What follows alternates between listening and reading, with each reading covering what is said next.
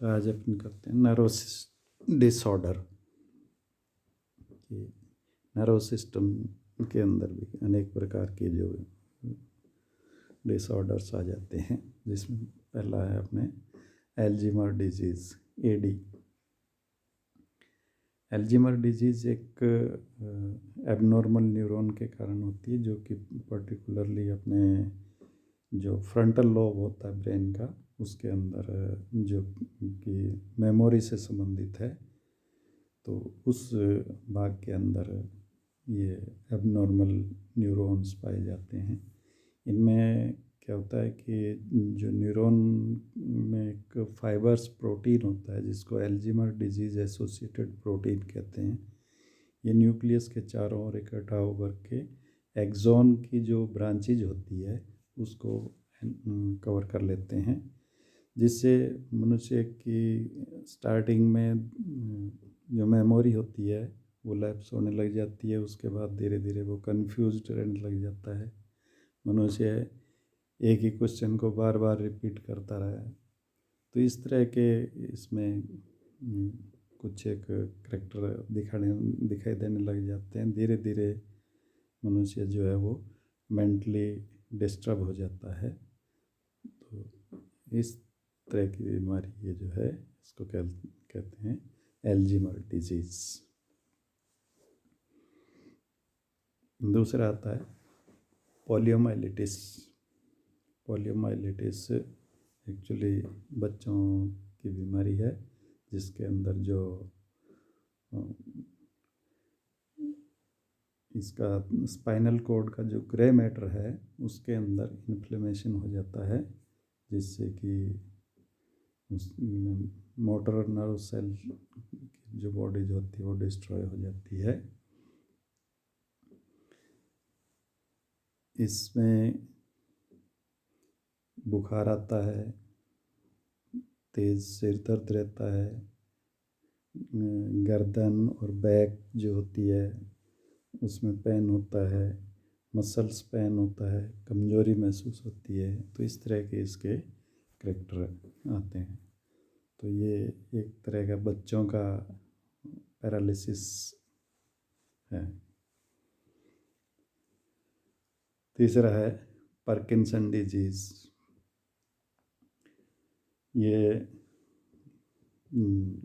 Basal ganglion के कारण होती है, जो कि ब्रेन के का वह भाग जो कि मूवमेंट को कंट्रोल करता है, उसका जो बेसल गैंग्लियन है उसके कारण ये बीमारी उत्पन्न होती है। ये लेट एज में जनरली आती है।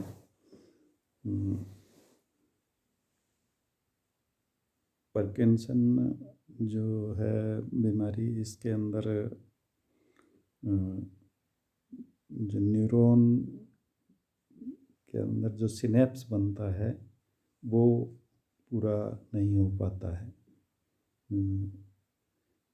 जैसे जो सेंट्रल नर्व सिस्टम है उसके अंदर डोपामिन जो है वो उसका जो प्रोडक्शन है वो डिक्रीज हो जाता है या बंद हो जाता है, जिससे कि उसका उसमें सिनेप्स नहीं बन पाता है।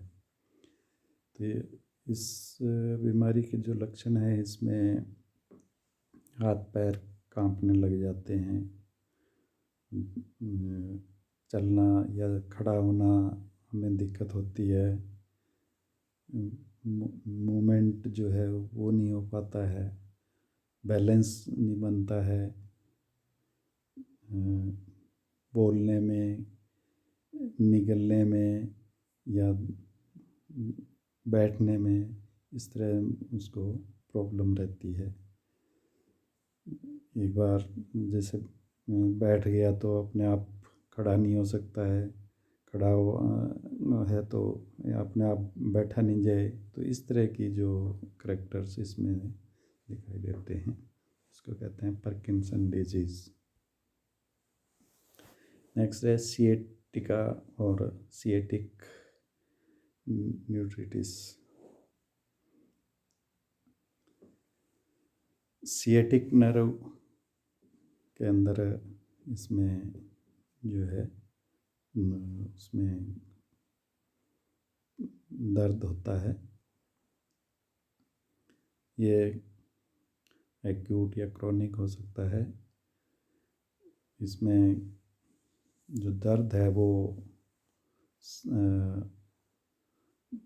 पीछे से लेकर के पैरों की जो थाई से होता हुआ नीचे पैरों तक ये जो है पेन होता है, तो ये कहलाती है सिएटिका।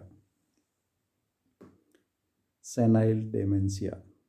सेनाइल डेमेंशिया जो है वो ब्रेन सेल के डिजेनरेशन से होता है। ये एजिंग के कारण होता है। अधिकतर 65 से या उससे अबव जो एज होती है तब ये उसके लक्षण दिखाई देने लगते हैं। इसमें जनरली जो है मेमोरी लॉस हो जाती है। एकदम कुछ भी ध्यान नहीं रहता है, कुछ सारा अचानक भूल जाते हैं। फिर इसमें जो रीजनिंग पावर है वो ख़त्म हो जाती है। कंफ्यूज्ड हो जाता है आदमी, चिड़चिड़ापन आ जाता है, इमोशनली अनस्टेबल हो जाता है। मूड जो है वो अचानक एकदम बदल जाता है। तो इस तरह के इसमें करैक्टर्स दिखाई देते हैं। और ये जो है धीरे धीरे जो है आदमी ये बढ़ते जाते हैं और बाद में बोलने में, सोचने में या चलने में कई प्रकार की दिक्कतें आने लग जाती है। ये एज के कारण जो ये अधिकतर जो है वो लेट एज के अंदर ये बीमारी अधिक होती है। Headache, migraine headache affect roughly 5% of the population. During a migraine attack, there are pulsing alteration in the diameter of small arteries in the brain. These changes produce an intense throbbing pain. तो headache जो है तेज़ी के साथ जो है वो सिर दर्द होता है। नेक्स्ट है CNS infection and inflammation. Central nervous system जो है उसके अंदर कई प्रकार के जैसे माइक्रो ऑर्गेनिज्म है, बैक्टीरिया वगैरह, तो इनके द्वारा जो है इन्फेक्शन होने की वजह से ये तो इनमें सिर दर्द हो सकता है, फीवर आ सकता है, मसल्स एकदम जकड़ जाती है या उल्टी आना, इस तरह के लक्षण इसमें दिखाई देते हैं। कई प्रकार के बैक्टीरियल वायरल जो इन्फेक्शन होता है उससे ब्रेन के अंदर इन्फ्लेमेशन हो जाता है, तो ये कहलाता है CNS इन्फेक्शन। टे एंड सैक डिजीज़, ये भी बच्चों की बीमारी है जो 5 साल से नीचे के बच्चों में अधिकतर ये होती है। सेंट्रल नर्वस सिस्टम के अंदर ये उसके डिजेनरेशन के कारण इसका ये बीमारी होती है। जो सेंट्रल नर्वस सिस्टम के अंदर जो न्यूरल डिजेनरेशन होता है उसके कारण इसमें पैरालिसिस या ब्लाइंडनेस या इनएबिलिटी टू ईट, इस तरह के लक्षण इसमें दिखाई देते हैं। तो ये कुछ एक जो डिसऑर्डर्स है नर्व सिस्टम के।